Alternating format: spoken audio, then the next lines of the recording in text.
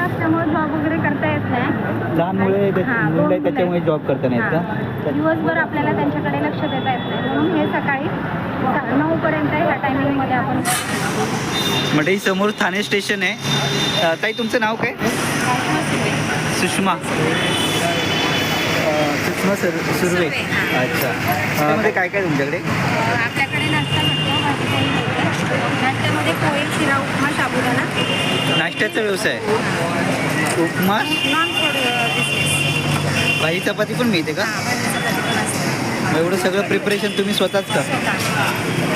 आणि किती वाजता स्टार्ट होतं? सकाळी 5:30 ते 6 वाजेपर्यंत चालू होतं. सकाळी 5:30 ते 6 वाजेपर्यंत. ते 6. दाखवू शकता का काय काय आता सध्या? काय देऊ? पोहे आहेत आपल्याकडे, साबुदाणा आहे. पोहे, इडली, ढोकळा वगैरे पण मिळतो. ढोकळा पण आहे का?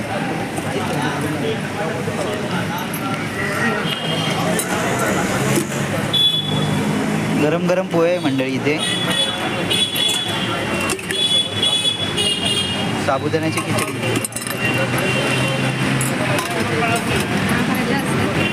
याच्यात भाजी चपाती आहे, कोबीची भाजी. म्हणजे जे ऑफिसला जाणार आहे त्यांची तुम्ही व्यवस्थाच केलेली आहे ते. आणि रेट काय ते पोहे आणि त्याचं? पार्सल 25 आहे, खायला 20 आहे. पार्सल 25, खायला 20 आहे का? पुरणपोळी पण बघू शकतो आपण इथे. शिरा आणि उपमा.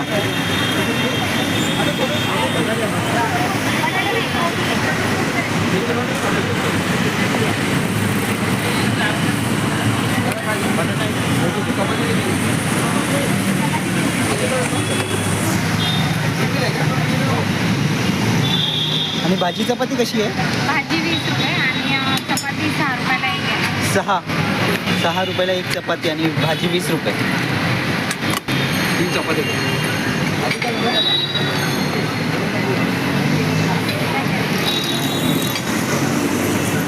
भाजी कोणती हो? कोबी आहे आणि वाटाणा आहे.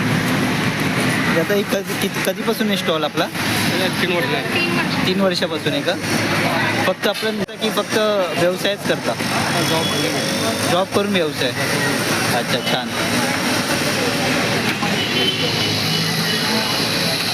म्हणजे बघू शकतो आपण ठाणा स्टेशनला जाणारी पब्लिक सर्व या ताईंकडे येते आणि नाश्ता करण्यासाठी थांबते. ताईंनी त्यांची नाश्त्याची आणि जेवणाची सोबत सोय केलेली आहे. छान असं घरगुती प्रकारचं इकडे जेवण मिळेल तुम्हाला.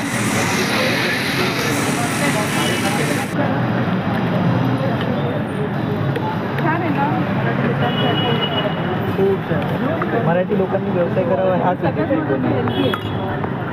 ताई काय शिक्षण आहे तुमचं? 12वी आहे.